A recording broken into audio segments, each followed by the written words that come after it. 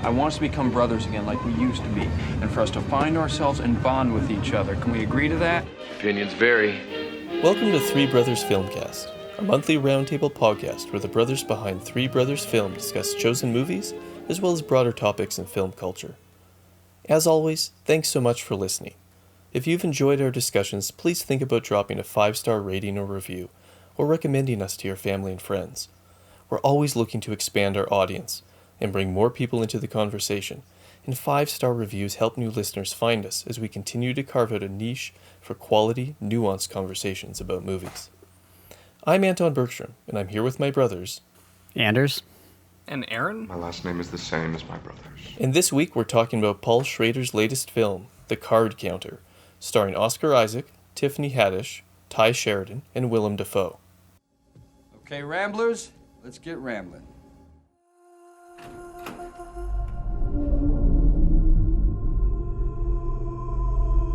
There is a weight a man can accrue.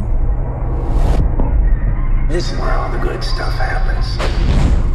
The weight created by his past actions. It is a weight which can never be removed.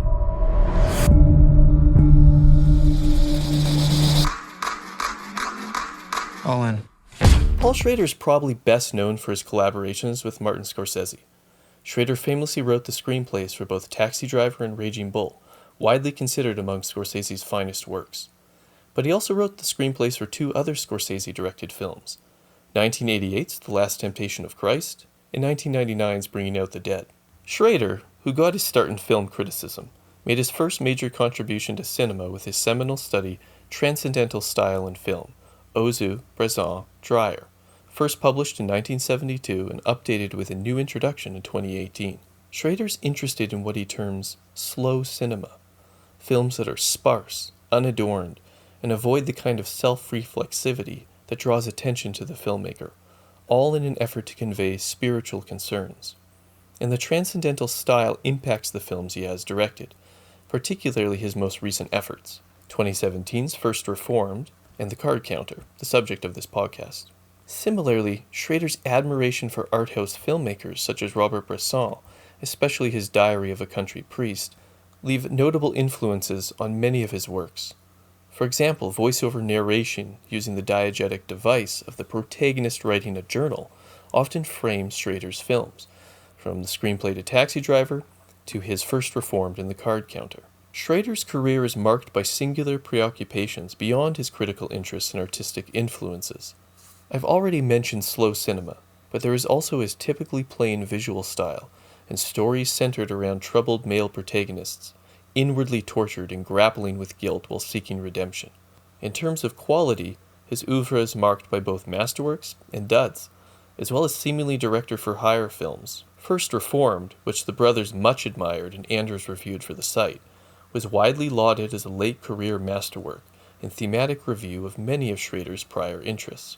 Most importantly, it was the self-conscious application of the characteristics Schrader identified as the transcendental style. The Card Counter continues Schrader's late career return to prominence. Oscar Isaac plays William Tell, a loner gambler and card counter whose existence involves traveling the U.S. winning low-stakes card games at casinos in order to make a living. William chooses to stay at motels and carries suitcases full of bedsheets, which he carefully covers the room's furniture with. Meeting a troubled young man, Kirk, played by Ty Sheridan, and a poker stable manager, Lalinda, played by Tiffany Haddish, William has to decide to return to the traumas of his past in order to possibly turn the boy's life around, and perhaps save himself in the bargain. We can get into the plot specifics more later on, but I have to say, I was blown away by the film, and a portion of that impact was having no idea what William's secret past was until I saw the movie. I hadn't watched the trailer, I hadn't read any reviews. My guess is, if you're listening to this podcast, you already know enough about the movie, but those of you who are heavily spoiler-concerned folk might want to revisit our discussion once you've seen the film. For most of us, though, let's dig into the dark details of this slowly gripping and deeply unsettling revenge drama. I've already laid my cards out, saying I was caught up in the slow-burning drama and character study. So, why don't we start by revealing our hands, brothers, before we get into more analysis? Anders, did you like The Card Counter? In your mind, how does it compare to Schrader's other works, particularly First Reformed, which you're a big champion of? I liked the card counter quite a bit. How it compares to First Reformed, I would say favorably. Maybe I think I probably still like First Reformed more, but I've sat with it for a number of years and written quite a bit about it.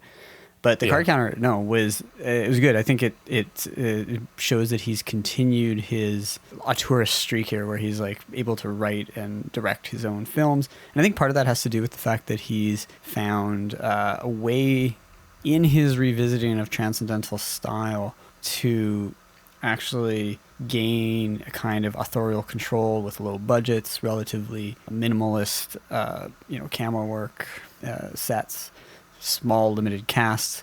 It's interesting. I think Card Counter filmed it mostly during COVID, and you can tell that may have been a factor in the simplicity, but I think a lot of it is just the control and the ability to work with the actors one-on-one. He gets great performances out of his actors, and of course the Card Counter. Even if nobody told me there was a Paul Schrader movie, I would have been able to at least see the parallels to those, as we said, those sort of troubled male protagonists.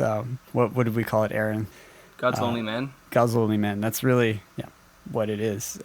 It fits really well into that, and so it also, like First Reformed, so films like Taxi Driver, like First Reformed, yeah, like Hardcore, even maybe. Last Temptation. Yeah, Bringing Out the Dead.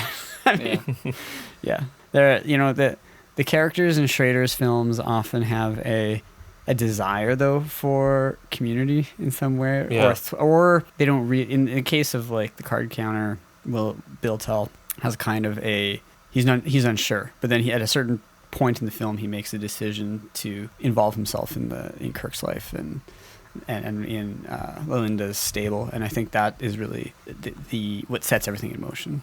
I thought that was an interesting point about the adoption of the transcendental style, which he's been writing and thinking about his whole career, but is also as a means to sort of produce these sort of deeply authorial films, but also within sort of like a modest production budget, because they're purposely not stylish, focused usually on a handful of characters, dialogue heavy, or just like sort of character heavy. So it's an interesting thing, because the Card Counter is probably one of the most notable kind of like artistic movies of the year, where I was like, oh, like it's like the new Paul Schrader, and it's cool that he's sort of at this stage now again, where it's kind of an event for film buffs. Mm-hmm. Aren, what do you think? Did you like it? So yeah, I thought the Card Counter was exceptional. Honestly, on first visit, I probably liked it more than I liked First Reformed the first time I saw it, partially because First Reformed was so familiar, in a sense, not only to Schrader's past work, like writing. It had that kind of familiar male protagonist, which this has as well, obviously, but I think it's plot-wise, it's so clearly Diary of a Country Priest mixed with Winterlight, and so however much I connected with it, it really took the second viewing for it to really hit home in the spiritual themes and the more like existential aspects of it. With this film, I went in blind, only knowing that it's Paul Schrader's new movie, starring Oscar Isaac, and that it was supposed to be quite dark. That's really it. And it is a dark movie, yeah. I found it great because it plays as this kind of revenge narrative mixed with a penitence film, and it's very understated, very utilitarian in its style. I wouldn't say it's not stylish. I think it's stylized, but it's stylized in a way that we're not cued to look for in the modern style of films right now, where it's not about parallel lines, it's not about kind of fluid camera work, it's not about monochromatic sets, even though there is the white bed sheets and little flourishes like that. It's more about patient camera work. It's about really picking when the camera moves. It's about distance, how close the camera is to the character, how far they are. The choice of when to do a close-up is very important in this kind of film. And so the style is unassuming, but the narrative I actually thought was really unassuming, because I did not realize that it had to do with Abu Ghraib. I did not realize it had to do with torture. I did not realize that it would go down this kind of tact of Kirk bringing Tell into this revenge plot to get back at Willem Dafoe's Major John Gordo.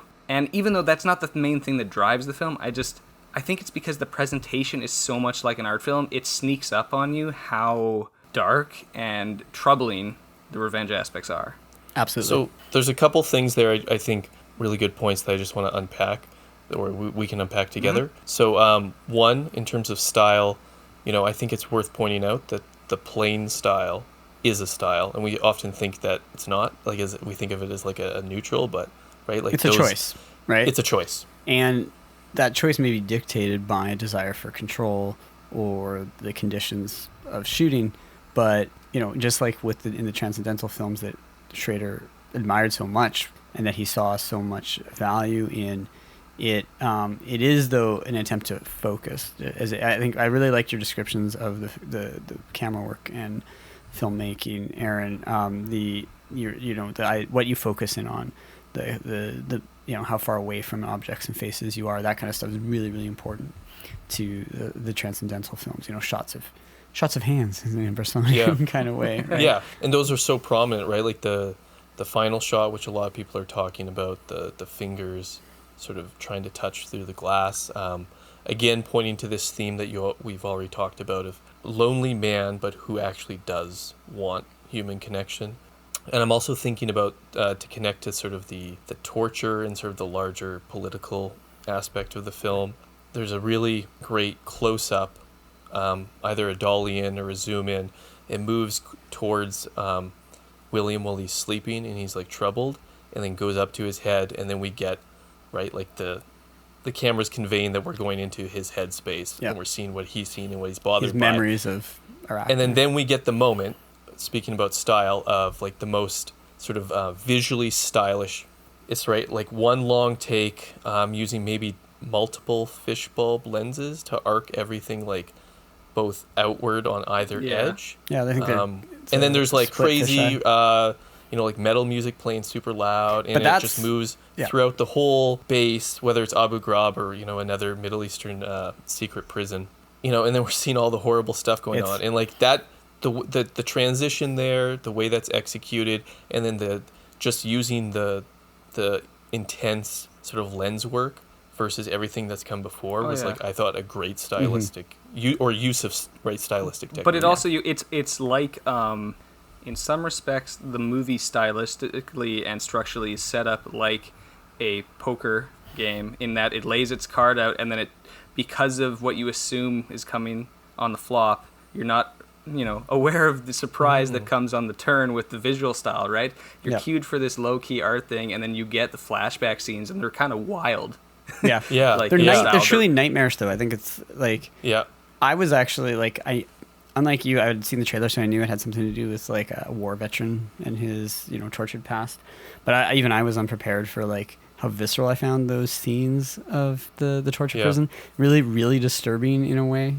That there's other movies that have attempted to convey similar things. Most recently, earlier this year, The Mauritanian, which I reviewed for a site, which tries to convey some of the the horror that its main character faces in Guantanamo Bay. But this really, I think, captured like the metal music. That's part of the torture, right? Like that was what they played to torture constantly throughout the day, no one. You can couldn't settle sleep. down. You can't.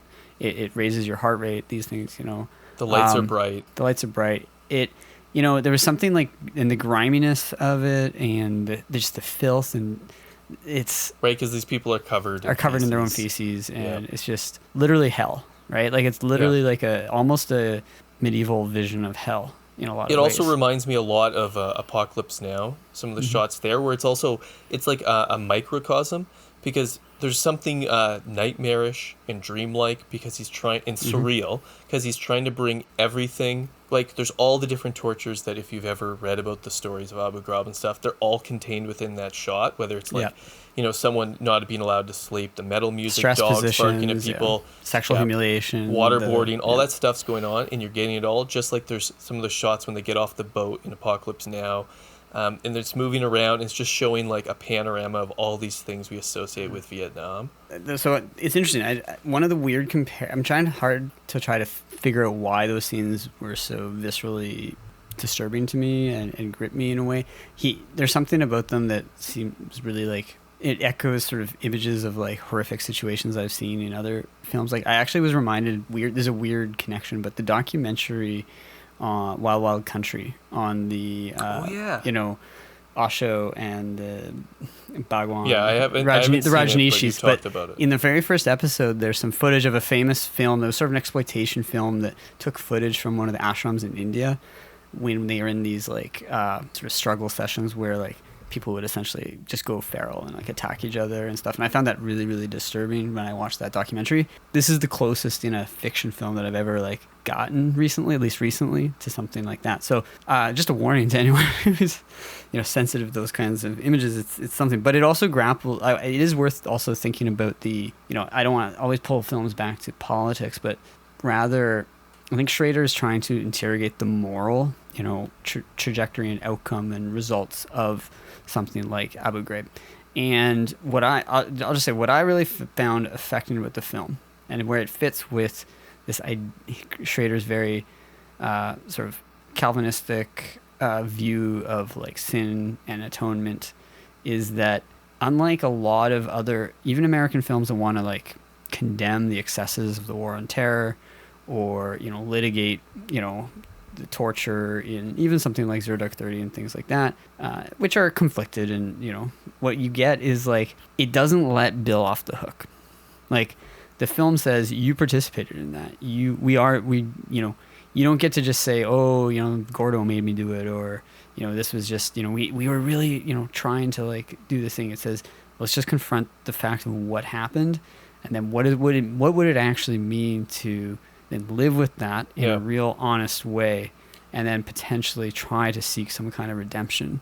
No one in a Schrader film. There's no cheap grace in Schrader films. No, absolutely not. But those two kind of sides are personified by Tell and Kirk, right? And the thing is, which two sides? Sorry. Like the idea of pulled towards desiring grace, but also wanting to blame. Yeah. Right. So Kirk, whose father was there, whose father committed suicide in the wake of it, and like his domestic life broke down, and essentially terrorized his son as a offshoot of what he learned to do at the war. So Kirk's character, he did not experience that himself, so he has a very like simplistic moral universe in that it's like Gordo made my father do this, Gordo has to pay. Tell understands that Gordo is the man who precipitated this for a lot of individuals like himself or like Kirk's dad, but that it's not about Gordo. It's about all of them, and it's about this higher moral responsibility that transcends it. So that's the kind of very Protestant, very Calvinist idea of you have the moral universe kind of swirling around, and it's out of your control. But the thing that is entirely within your control is your moral reaction to it. And so the film is very much it's not it doesn't necessarily set up Lalinda and Kirk as these push-pull, the light side and the dark side, but that is almost kind of what the narrative puts out forward, and it doesn't do it in a simplistic way, but she offers him a form of redemption and human connection. Kirk, he tries to push him onto the one path, but it inevitably only leads down the way that Kirk wants to go, and has not really interested in a relationship or a community there, because the second that he gives Kirk the ability to be free, to fix his problems, to go to his mother, reconnect with his mother. It's a thing he constantly says over and over to him in the movie. Yeah. It's like, I want you to make sure that you don't go down this path. But in Kirk's mind, that decision's already made because he never had to experience the consequences of an action like that in the past. So he doesn't, have that moral understanding that Tell does by having lived through hell, in a sense. But Lalinda, offers him there's a romantic possibility. There's an opportunity for something a bit more meaningful. I think the film also does an interesting job of structurally tying the hidden, secret, personal trauma, guilt, wrongs of William to the larger, like, national ones. Because structurally the film, like, keeps that as a secret of, like, what William's past was. Why was he in jail? What did he do? And right, like these all, and what we found out is that he's part of these secret, evil programs that were done during the war on terror. So there's an interesting way that he, the film sort of assigns a very there's sort of like the personal sin, but it's linked to like the national sin. Even though the film's not primarily, I will point out, right, the film's not really operating primarily on sort of like a larger political concern level, but it's obviously like. I think there's that interesting connection between the two, the way it's structured. Yeah, but that's what I think what I liked about the movie is like I'm trying to think of other movies that managed to thread that back and forth between individual experience, because a lot of films that tend toward the individual experience just want to pretend that like politics is something that's purely driven by individual things and systems, but maybe that has to do with Schrader's understanding of something like original sin. I would think some so sort of too. collective shared experience, and that can be connected to political and just any structures of power that I think it's also Schrader's generation. Yeah. Because this film does something that a lot of movies about the War on Terror, whether it's Zero Dark 30, whether it's The Hurt Locker, whether it's even some, documentaries, what have you, it views it still very much through the personal and the idea of trauma as a personalized experience, which is a carryover very much from Vietnam War stories. So if you take it back to 70s cinema, you take, obviously there's a connection to Taxi Driver. He's a war vet. He's done with that. But I think the more useful thing is something like The Deer Hunter, which is about these individuals who got into something they didn't realize, did awful things over there, and the transformation of their kind of souls is borne out in this kind of epic drama narrative where as American cinema very much in the wake of Vietnam War was litigating that war, but through the impacts that it had on American men who served in it. Exactly, as opposed to the impact on the men who did the things and that impact. That's a distinction, right? Yeah. And I think that's why that Deer Hunter comparison is a really good one. The other War on Terror film that this film reminds me of is In the Valley of Elah. Yes, actually. Which was a film that I actually really liked when it came out. I've actually never seen it. I need to watch it. I need to watch it. And what that film also did was structure a larger story about sort of the War on Terror within a very personal story of a father trying to figure out what happened to his son, but also genre-wise, In the Valley of Elah is structured as it's like a mystery, a crime drama, and this movie operates as it's not a crime genre or a mystery; it's operating as a revenge flick, but it's actually kind of an anti-revenge flick. But it's not only operating as a revenge flick. That's the thing that makes it so interesting, is that it's set up actually in its initial plot concept, and it's the way that the structure works, the way that the narrative set up, and the characters are. Yeah, it's set up as like a gambling, I will show you the ropes of how to do this thing movie. Yep. And so it's interesting in how the topic, gambling, plays out in so many different thematic avenues within this film, right? So one thing is that, card counting is a means of equalizing the automatic advantage that the house has, right? In all gambling, in all card games, everything that's in the casino, the house has the advantage, always. So he's picked himself a vocation that is constantly setting him at a disadvantage, deliberately so, right? It's not only a repetitive thing, it's not only a thing that passes the time, but it's a means of him processing where he's always having to roll the boulder up the hill. It's almost like a purgatorial experience. But the other thing, task. It very much is. But then it's kind of like a processing of guilt through the habit, through the ritual. Yep. So the casino is like the prison. No, it is. And it's like the prison he's in at the beginning as well. Well, it's both, but because it's very ordered. So it's sterilized. ordered. There is no clocks or a sense of you're cut off from like external and natural markers of time. Yeah. But now you have to take that to the great opening narration. So the whole film's structured with these Williams writing journal entries, and that sort of allows him to give the voiceover narration. But it begins with this talk about, I always thought I would dislike. This isn't the word for word. It's like, I always thought I'd dislike incarceration, being American, but then I found out I really liked it. I thought that was really interesting. I think Schrader's trying to say something there about America, but yeah, well, in light of all this COVID stuff, there's something inherently, right? This is what I find interesting about the film. There's something inherently, I think, within the American soul that's very bristles against the limits and restrictions, but then with your connection between prison and then casinos and stuff, what we're seeing is that there's actually, people make their own prisons, right? You make your own ways to essentially limit the scope of the activity around you to control behavior. And there's something right about behavior control, the kind of interrogation techniques they're operating on. There's kind of also a move between, if I can get too, I don't want to get too philosophical theoretical, but there's a move from what someone like Foucault would have called the disciplinary society to a society of control, a control society. The one is imposed on the outside, the other is internally set up. You're ostensibly free, but you still, you act as if you're being, you're sort of disciplined internally in that way. So it's not like a prison per se. And it's not so much focused on those sort of markers of like physical restraint and order, but rather a mental discipline, a sort of mental prison in that way. This film feels very like it's dealing with things that we've been looking at in our society and in films a lot, but in a way that's refreshing in terms of its the way it brings some of these things together. That's what I think. Can I ask you guys about like the revenge side, and then whether you like it? Because looking online, I know a lot of people, critics like this film. A lot of regular film goers kind of like hate this film. They're like, it's boring, but a lot of it's rooted in that the fact that the film doesn't provide the expected satisfaction on a revenge movie level. They're like, what? So like we don't really get Gordo the way we want to see him got. Yeah, it's because most revenge movies are operating on a dual principle. And it's a very American sense. It's they want to prove that revenge is wrought against the perpetrator, the person committing revenge as well, the one who's, being dealt out the justice, being dealt out the revenge, and that it kind of has like a moral both ways. You dig two graves when you go and do revenge.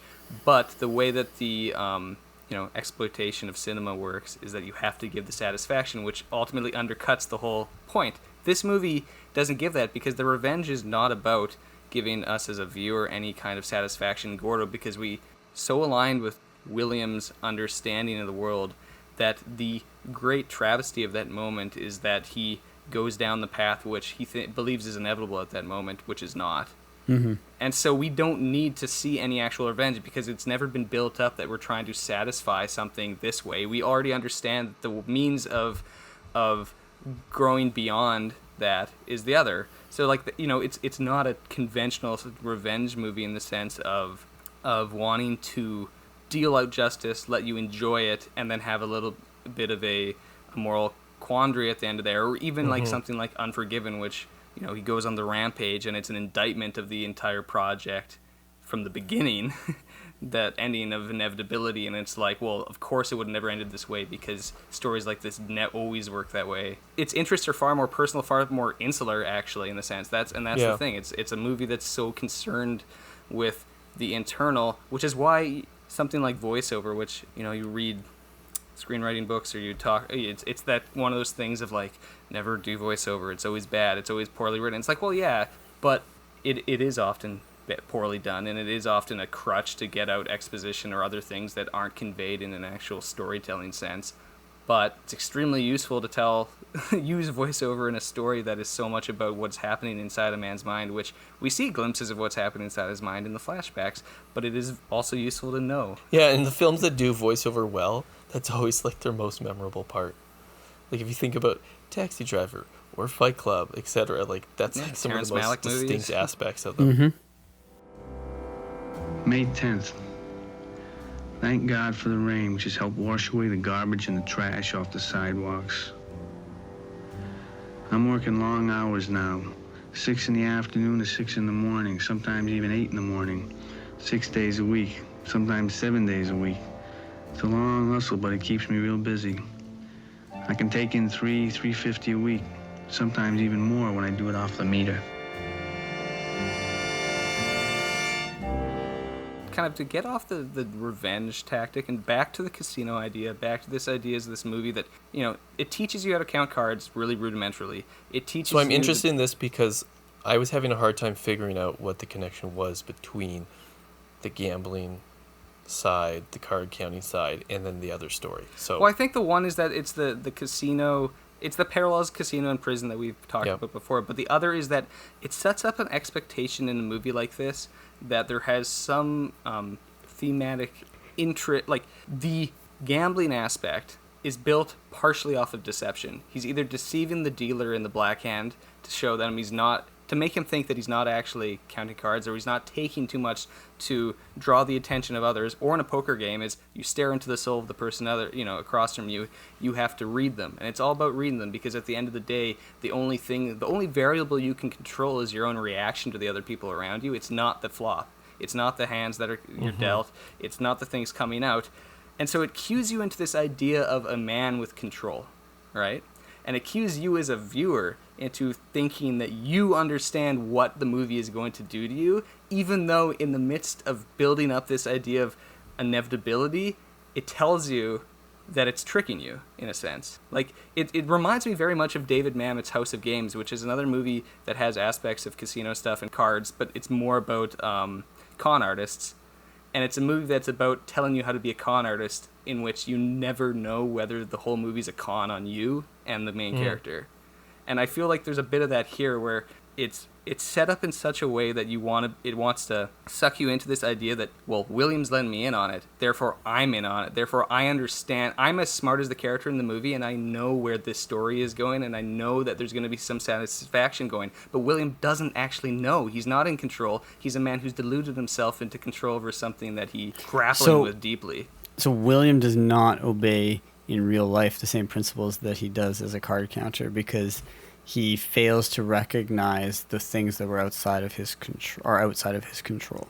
And he doesn't walk away. Remember, he's always early on. He's always like, exactly. Once you got what you wanted, walk away.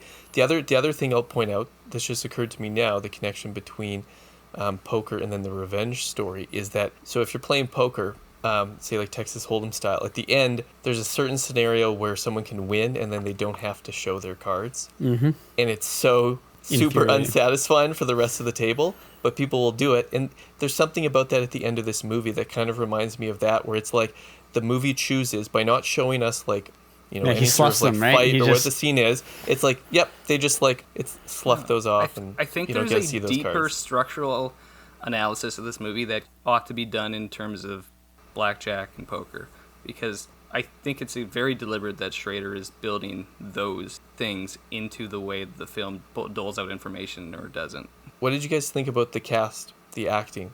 I thought that Oscar Isaac did a really good job, and I also thought he was channeling a little bit of sort of like an early De Niro, the way he holds his face and stuff. But I don't know if I'm just reading too much into the Scorsese. It's interesting because I always felt that it's interesting because I always thought that Oscar Isaac was more of a young Pacino, but in terms of his look and his being able to do the quiet stuff. No, he. Let's be honest. Oscar Isaac is one of those guys with the last decade or so that has made a really great body of work. So I thought it was interesting also, and again, also like Willem Dafoe, like as Gordo. You get what you expect from him. He's always good. I thought and the two supporting characters were good. I thought that it was interesting to see Tiffany Haddish do a non sort of a comedic role, try to branch out into drama. And I know I've seen a couple people being like, it's not like this is not like the thing that's going to be like, oh wow, great comedian doing a dramatic role. But you know what? I actually thought there's a warmth to her though. Yep. That is nice. There's a genuineness to her rapport with Oscar Isaac, which is nice. And then Ty Sheridan, I mean, he's also doing a great job, and now he's moving into these more like grown-up roles.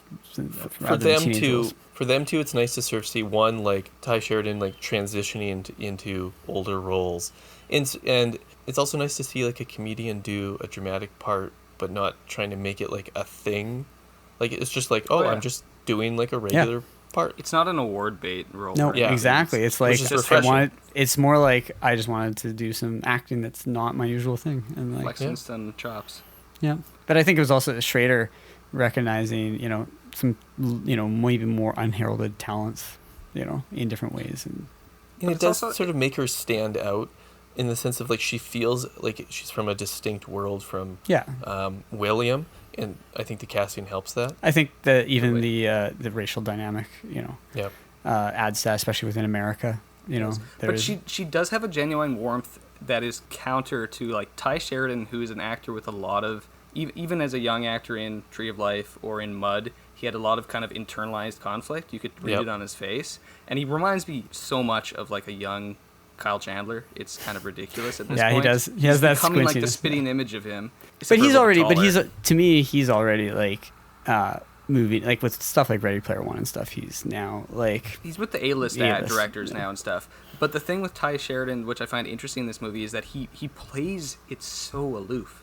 Like he's Kirk's character is disinterested in William. The character, there, even in the description after seeing the movie I read, and it's like, oh, William Tell takes this young hothead under his wing, and it's like, he's not a hothead. He's actually just kind of like a drift, like he just doesn't. He has this idea in his mind, but he has no means of making it reality. This like grand revenge scheme. He's just kind of there. He feels like a real character to me, though. That's what I liked about him. He feels like a lot of the young men that I've met. Maybe not a lot, but he's like some, yeah. There's this aimlessness, this sense of, but there's still a competence to him. Like he's not an idiot or anything. Yeah. But the character also is good for capturing the making bad choices, but not in that sort of like a movie way. Exactly. It's just that sort of inevitability where like some people seem like they will just do this, and you're like, why? They just turn away. But like, and the movie does a good job both through the writing and his performance at sort of capturing that sort of like that aggravating sort of like behavior that's like someone's unable to change their character. They're on a path and they're just going to do it. You use the word inevitability towards him, and I think this movie has that kind of dreadful inevitability that I find so satisfying in certain movies, in that the narrative resolution is extremely frustrating because it goes against our desires for the characters. It's extremely satisfying in the sense that it seems to fulfill what is exactly the correct actions that the characters would take, but that it doesn't do it in a really obvious manner. You know, so the movies that I find most satisfying that are kind of quote unquote, you know, conventional movie structures is ones that come together in that final moment in a way that you're like, of course that's the way it has to end, but I didn't see it coming until this moment, but now it seems obvious. Mm-hmm. There's a unity, even if it feels like a surprise. But in a movie like this, it's you know, it's inevitable, but it's dreadful because it's like a weight in your stomach. You're like, of course, but that hurts because you're so invested. It's also, you mentioned dread, and this movie has a really potent atmosphere and mood to it. And it's the kind of movie where it's like, if you let yourself get into it, its mindset, it gets dark, but it's also like, it's an intense experience. But it's not like a in-your-face kind of movie, so you actually just have to sort of like let yourself get into it. And I think the music and the score contributes to that to a lot. The weird sort of like breathing that you hear pulsating throughout the film, which is really disturbing and unsettling. I think that's just one brief comment with that, which is that playing into the transcendental style, playing into the kind of new Schrader, you know, that first Reformed birthed, and the, you know, new respected kind of director who's back on the scene, finally making movies his way. And in response to typical movies nowadays, which we can enjoy them, we've reviewed a lot of them on the show, but that there's often kind of a tonal inconsistency. This movie's tone from the first shot is like, it's just set, and it never wavers from that tone. And even like First Reformed, which has the one scene which some people broke it with them, the like magical flying scene where they're laying on the floor. This movie has a moment somewhat like that where they go together to the light show, but it doesn't kind of break over into that realm. It still keeps the tone just absolutely within this contained world of the film that never wavers, and you're like, I'm watching a movie made by a person who knows exactly what they want with every aspect of this movie. It's a poetic film in the sense of that unity of tone, theme, you know, skill, technique. I really, you know, I think that I'm poetic like in the sense of also that it's not about. Yeah, go ahead. Sorry, like poetry, the very words themselves matter, not merely the content they're trying to deliver. And a film like this, it's not just about delivering a story or delivering a character. It's actually like each component is the point. This is the kind of film that you could like study to understand the art of what direction does. Yes. Which is interesting because Schrader had made his name as a screenwriter, and he is very strong as a screenwriter in terms of putting his print on a film, right? I mean, but I would still say that those films that he wrote for Scorsese are still primarily Scorsese films, and there is something about a Schrader film that is unique to him. The energy is so contained. I mean, I've only seen a couple, but Yeah. Well, so maybe I think the last thing, I think this is a good segue into talking a little bit about some of Schrader's other works. But I did want to point out, I really liked the score. It's by Robert Levin Bean of Black Rebel Motorcycle Club. And it has a really intense sort of like ominous bass throughout. It's not songs, it is like a score, and the leitmotifs are repeated. Did you guys, like when I was watching the movie, I was like, whose voice is this? Who's like singing here? No, I've actually already listened familiar. to it on Spotify. I think Aren then pointed out, you texted. We didn't figure out to the end of the film, but yeah.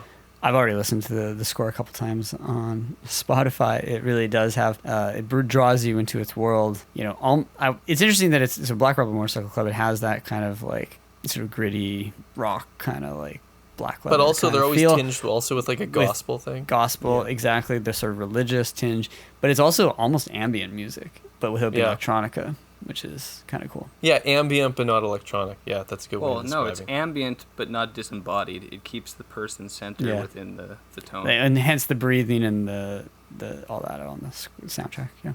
Really, I would imagine this is going to... I have a hard time imagining this isn't going to be one of the top films of the year for me. Yeah, right now, probably the best film I've seen this year, like new release. I'd have to rewatch this and Annette. I mean, Annette I was really blown away by. Annette is it's big and maximal in a way that the card counter is small and contained, right? And I'm sure your statements on Annette, it must be your film of the decade almost. Well, it's only been 2 years. So. Sure, actually. The decade is young. And am I trying to justify what we did? No.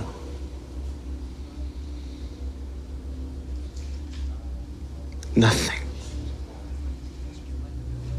Nothing can justify what we did. Your father understood that. If you were there, you could understand. Otherwise, there's no understanding.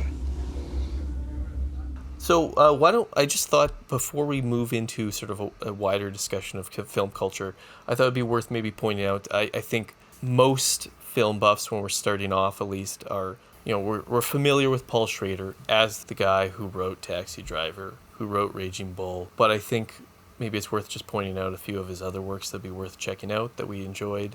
Anders, was there anything you wanted to share? Yeah, I mean, I've only seen a handful of his films, but I would point out a film that is kind of the opposite in some ways of a transcendental film in terms of its extreme use of varying styles and surrealism and truly like almost like avant-garde art is his Mishima, Life 4 Chapters, about the Japanese writer Mishima who like attempted a coup and killed himself in Japan. It's kind of a fascinating story about a fascinating figure who kind of fits into the Schrader style, but through that very intense Japanese sense of honor, and it's a very, very interesting movie. Just like it has the way it tells its story is through like each chapter is completely like different in style and tone and things like that, with the framing narrative of him taking over, and it really understands the way media can be used because Mishima wanted to take over the TV and broadcast his death and things like that. It's this idea of death as art, kind of in an interesting way, but it fits kind of with like a lot of Schrader characters. In this case, we know he's doomed because he's a historical figure and things like that. So it's definitely, of all the Schrader films I've seen, the biggest outlier in terms of its subject matter. It's very Eastern, very Japanese, but in some other ways it fits nicely within his oeuvre. 飛行機もダイナマイトも手に入らなくなってしまった。もう軍とは縁が切れたんだ。軍人なんて今やみんな財閥の犬なんだ。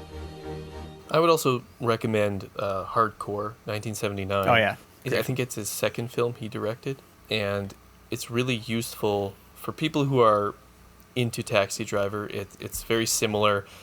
Both those stories are heavily drawing on John Ford's The Searchers, in terms of trying to find the young woman and rescue her, whether or not she wants to be. Yeah, the idea of defilement of the way that some sort of hostile population can defile, and the idea to so in the same way that Travis Bickle, is trying to rescue a prostitute played by Jodie Foster, or the obviously the Searchers, Ethan Edwards getting his niece back from Comanche, but in Hardcore he's rescuing his daughter. He's a devout Dutch Reformed man from the Midwest who has to venture into the seedy underbelly of Hollywood and pornography, of which are interchangeable in this world, and rescue his daughter from the depravity and defilement of that culture. So it's literally the same kind of theme, but it's a great performance of George C. Scott. George C. Scott's one of those guys who, like, the more I've as a kid, I think the first film I saw with him was Dr. Strangelove, but like recognizing how good he is in so many other things, and that you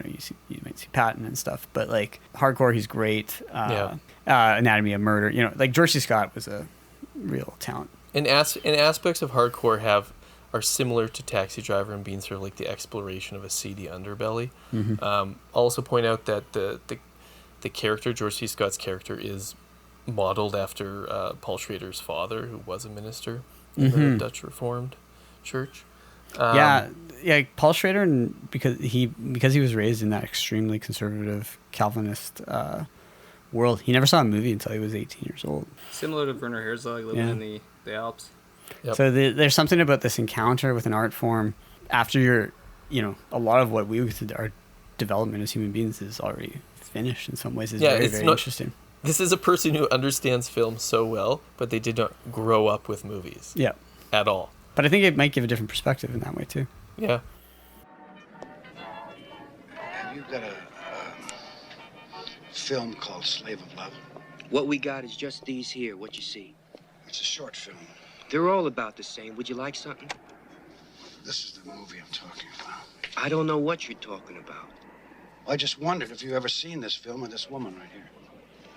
That girl? No, I never seen her. I don't know anybody. Look, I'm trying to find... Who owns this store? I don't know. Look, man, if you're looking for somebody, maybe you ought to check the Yellow Pages. The other one I would recommend, I just watched the other night, was The Comfort of Strangers. I actually didn't really know much about this movie at all, and then I watched it. It's from 1990, and I was like, oh, wow, this movie's like, this is a gem. This is great.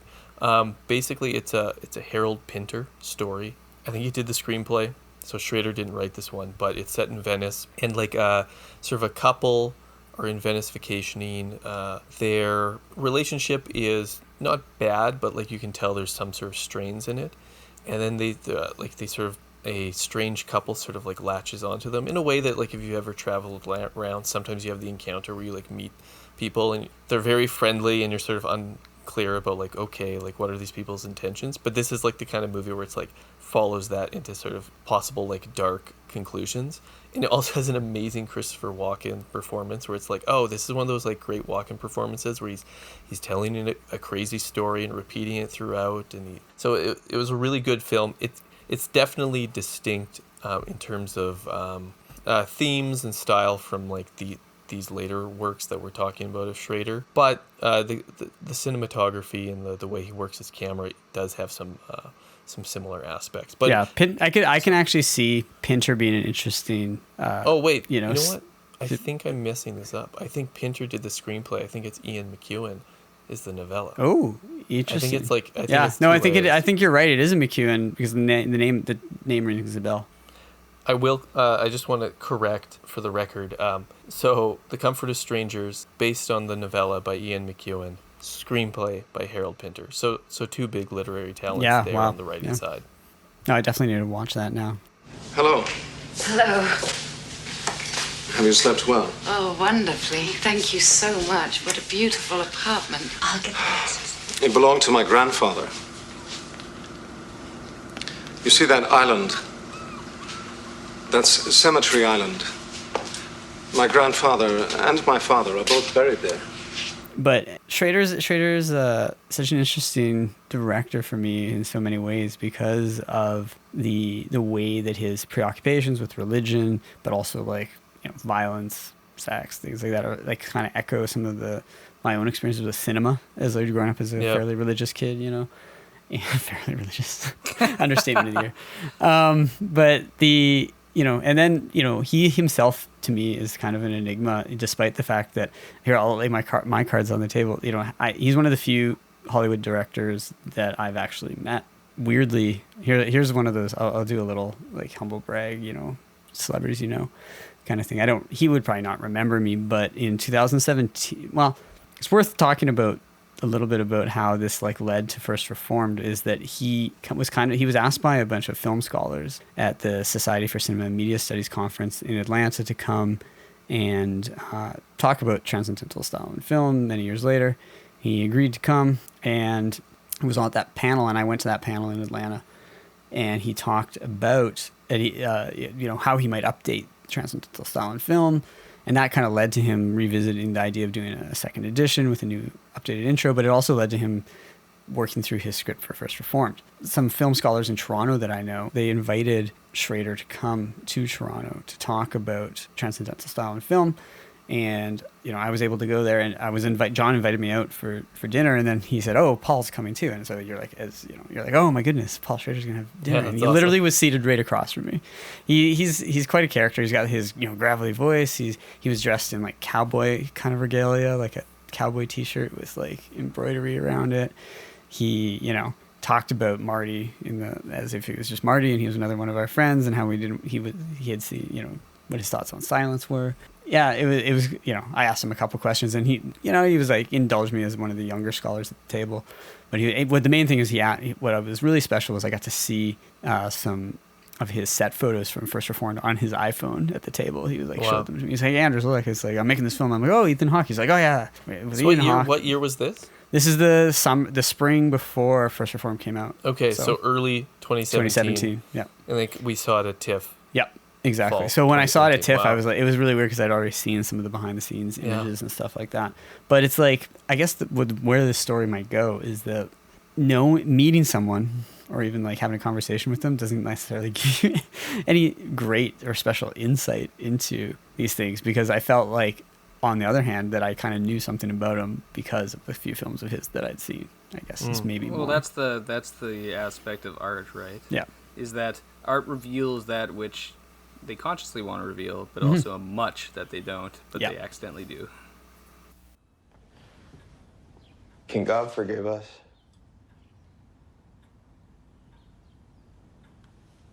For what we've done to this world? I don't know. Who can know the mind of God? But we can choose a righteous life, belief, forgiveness, grace covers us all. In The Current, we like to open up the discussion to larger issues in cinema. Aren was able to get to TIFF this year, so I thought, Aren, we'd let you give a rundown of some of the highlights, and then maybe we could talk a bit about the evolution of film festivals.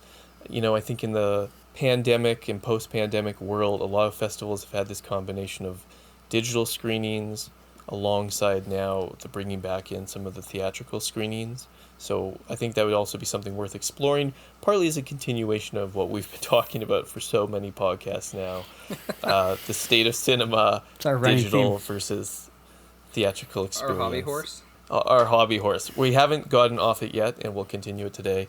Aren, what did you see? Was there anything that really stood out to you? What was it like to be back at the festival in person? It was good to be back in person, even with the somewhat alienating experience of being a little too distant from other people, and I don't know, I found it a little, I don't want to get into some of the stuff about how strange it is to have a programmer come out without a mask, but everyone in the audience is sitting 10 feet apart from each other in little pods. But yeah, I wasn't able to see some of the movies that I wanted to at TIFF. I couldn't get tickets to Dune. I couldn't get tickets to A Pichapang, where Seth Akula's new film, Memoria, which is his first non-Thai film with Tilda Swinton, filmed in Colombia. Oh, wow. So there was a few films that I couldn't see. So as I kind of do more nowadays with film festivals, it's an opportunity to watch movies by filmmakers I've never seen anything of. So what I basically did is just scrolled through Tiffer, which is like an online app that condenses them into like you get little brief descriptions. You can start if you're interested in, then from those you pick, and then you shows you showtimes and so forth. And I just picked some random movies. I try to pick a Canadian movie always because I want to be appraised of what's happening in Canada. So the movies I ended up seeing are, I've reviewed all these for the site in some detail, but I can kind of run them down briefly here. So opening night, a friend had an extra ticket, so I went with him to this movie called Vengeance is Mine, All Others Pay Cash. And he's about by this. It's a great title. It's based off a popular kind of comic novel, and it's by this Indonesian new wave filmmaker called Edwin. He just has the one moniker. Nice. And it's in his video preview, like kind of introduction to it, he described it as love letter to 1980s Hong Kong martial arts films. But this is a guy known for really slow, kind of mysterious art house films, and it really is kind of a blend between rough and tumble 80s martial arts films and kind of disarming art house drama. And frankly, I don't think it really works because as not a genre purist, but a person who appreciates genre and doesn't think that you should talk down to it, I actually think there's some expectations that come with playing in genre and you need to fulfill them. And in a martial arts film, I want the action to be good. And this film, it's not that the action's bad, it's that it's slapdash. And then the rest is just strange. But, it's the kind of film that some people clearly would be charmed by at a festival setting. So the favorite movie I saw at the festival is called Terrorizers, and I picked it entirely because it's the same name as Edward Young's 1986 drama Terrorizers. It's also a Taiwanese movie by this filmmaker Hoi Ding, and he's I believe he's a Malaysian-born filmmaker working in Thailand and Taiwan. Kind of like he splits his time between them, and I think he studied at NYU. Tisch School of the Arts, as many kind of international filmmakers do. So the movie's very much a Yang homage. It's very much a ensemble drama set in kind of the anonymous high-rises about the intersections of these various people's lives. The thing that I found so remarkable about it, and I don't even actually point this out in my review, but is that it reminded me of a Boss Kiarostami in the way that it withholds context and then parcels out the context in really like thrilling ways. And it's weird to talk about a movie as kind of subdued, quiet, and just kind of straightforwardly dramatic as thrilling.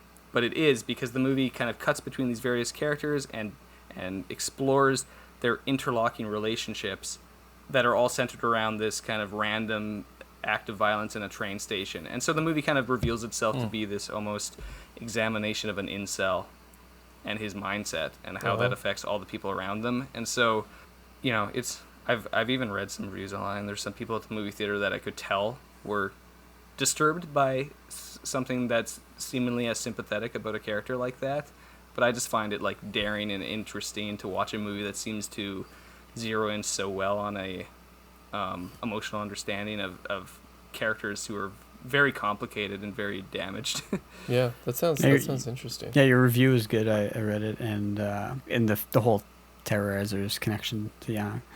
There's also similarities to Tsai Ming Liang, not in the emotional sense, but in this kind of alienation sense. Okay. And specifically his 1994 movie Vive l'Amour, which is also kind of riffing on Terrorizers, because again, it's these movies centered around these condo buildings in Taipei, and how omnipresent they are, and how it has this like disorienting isolation effect. And in Taiwanese cinema, those are some of the biggest influences as well. So yeah. That's great. And you can tell he's kind of a new generation of filmmaker, very inspired by the Taiwanese New Wave. So even if he's taking certain tools that are a little more prestige film. And then so that was the best movie. And then I saw two other movies. One was a digital screening, which was Night Raiders, which is a Canadian sci-fi speculative fiction indigenous film. It's this actually Saskatchewan filmmaker, Denise Goulet. And it's basically an allegory for residential schools set in 20 years from now, after like a kind of vague North American Civil War, in which a nation state rises up, and the whole thing is that they take all children and they put them in re-education camps that the state will educate them. And so it's about this woman and her daughter living in the woods. Daughter gets injured. She has to give the daughter up because it's the only way to get medicine to save her, and then joins kind of a terrorist band or what have you to rescue her daughter, and that it's kind of this dual trajectory of the mother separated from the daughter in the camp being kind of brainwashed, and it's such a potent concept for a movie. It really is. Mm-hmm. And because it uses the residential school stuff and it kind of centers the indigenous perspective of things, it kind of envisions this idea of resistance that indigenous people are uniquely suited to leading because they've experienced this in the past. That's all very interesting. I found it disappointing because the world building and the kind of narrative design of it end up very young adult, and I don't know how deliberate that is. It might just be in nature of dystopia has been completely cannibalized by the young adult genre, because it's a convenient way of highlighting and adding kind of a dangerous allure to more primal emotional relationships within the world where the stakes get raised to like an extreme degrry. Whether that's Hunger Games, whether that's Divergent, whether that's Maze Runner, what have you. The Divergent Maze Runner. Yeah. And then the final movie I saw was Burning, which was an Australian film by Eva Orner, and it's a documentary on the bushfires from right before COVID. And I work at a company with a lot of Australians, the founder's Australian, so the bushfires were like a really big deal. And it was interesting to go back and watch a very critical kind of overview documentary about this event that seemed apocalyptic in nature, and being like, oh my goodness, can 2020 get any worse? Yeah. And then we all learned. As the saying goes, hold my beer. Yeah, so it was kind of a strange TIFF, but it was nice being in the theaters. Yeah, because I wasn't able to get to TIFF this year. Last year, I watched a movie at the digital TIFF they did. I also watched this past year, this spring, I did like a Hot Docs digital movie. And so I've sort of been doing some of the digital screenings in the film festivals. I'm curious going forward whether these festivals are going to keep it always like a little bit of both. I know on sort of like a rights and first screening sort of aspect, I think it might be difficult for them, but on the other hand, it does allow them to cast like a wider net. So I don't know. What do you think? I think it's great for something like Hot Docs. It allows the spread. There's something so fitting about watching a documentary, I don't know, at home, because it just allows you to discover it. There's no real stakes to like finding time. They're often very short. It's very easy to watch. And I think actually Hot Docs has a great app because it kind of seems to be universal across all their things. You just plug in like a code and it pulls up the movie on your Amazon Fire Stick or your Apple TV or what have you. Well, TIFF has the weird thing where it's like restricted just to Apple or on your computer, and I don't like the digital experience of TIFF. I think it's like a sponsorship thing, but I know like last year when I had so many issues trying to get the digital screening for TIFF to play like on my Apple TV weirdly, and then whereas like Hot Docs, the smaller documentary festival, actually had like such a convenient digital screener. It especially frustrates me because TIFF does the TIFF Bell Digital Cinema. Bell, Crave, come on. But Bell owns Crave, and it's like, why don't you just do through Crave Premium Access, what Disney Plus does, where you have to have a special code to access the movie that's on your streaming service. You do that for festival then you have titles. all the It's so simple infrastructure because you already there. have Crave. Yeah. Yeah. But I guess Bell's just a donor, and they're not actually officially involved in day-to-day. But it's silly because you could Bell would totally do it. It would be a big Bell coup could to throw a them. huge amount of money because you would convince people to sign up for Crave. I've appreciated in the last couple of years when I work at the University of Waterloo. From the beginning of the term now in September is not a great time for me to get into the city when I'm get away launching new classes and stuff, and obviously now with the last year with COVID. But so I've appreciated even just catching 2 or 3 films at a festival. And I'm happy to, like you said, Aren, with what you did, see a film from someone that I don't really know, and that comes as a complete surprise. It's hard to discover movies nowadays because theater runs are so precious. It's not given to every kind of movie, and because the algorithm only wants to give you more of what you've already watched on streaming services. Yeah. So discovery is so precious, and so even though festivals I have mixed experiences with the movies, I never really regret watching them or trying something new, because that's the whole kind of beauty of a film festival, is that it's giving you this genuine option of like discovery, of new experiences, of just like go surprise yourself, and you might be very pleased with what you see. Yeah, the browsing function in my brain does not work well with the way Netflix and everything like that is set up right now. I find it extremely difficult to just like look through and find something, partly because it's trying to prompt me too much and not just sort of like laying it out there for me to navigate. Because it doesn't want you to spend time in the menu. It wants you to immediately hit play. Yeah.